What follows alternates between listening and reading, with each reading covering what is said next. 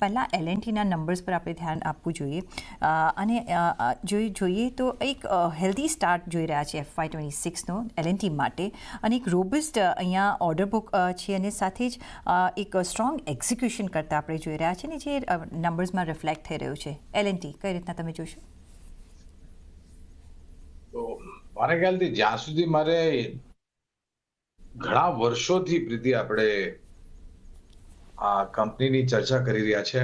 8 દશકથી મારા ખ્યાલથી અનુમાનિત ભારત દેશમાં સ્થાપ્યતા કંપની લાર્સન એન્ડ ટોબ્રો, જે હવે એલએનટી લિમિટેડ નામક પ્રખ્યાત છે.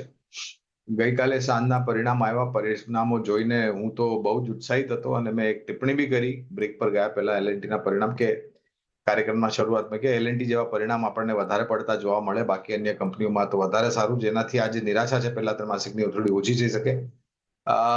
જીસીસી કન્ટ્રીઝમાં ઓર્ડર મળવાની પૂરી શક્યતા ઉપરની તરફ છે. માત્ર એક જ છે કે જીઓપોલિટિકલ ટેન્શનને લઈને થોડી ઘણી ગતિ ધીમી પડી છે. બાકી અન્ય દેશોમાં બી જે જીઓપોલિટિકલ ટેન્શન છે એને લઈને પણ થોડી ઘણી સમસ્યા છે ટૂંકાથી મધ્યમ ગાળા માટે. સ્થાનિય માર્કેટમાં ઓર્ડર બુક મજબૂત છે.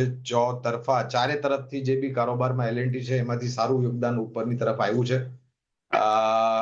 અમારી ભલામણ ઘણા વર્ષોથી રહી છે નિરંતર, અને મારા ખ્યાલથી એલએનટી જેવા શેર્સ તમારા પોર્ટફોલિયોમાં એક ગહેનાના રૂપમાં છે, અનમોલ રતન છે.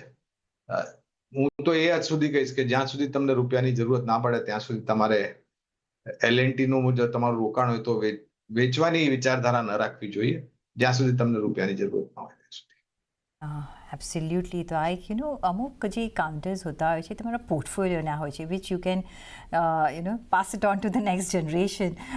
એમાંનો આ એક એલએનટી છે. તો યસ, તમે અહીંયા ધ્યાન રાખી શકો છો. આવા સ્ટ્રોંગ કાઉન્ટર્સ છે આ બધા.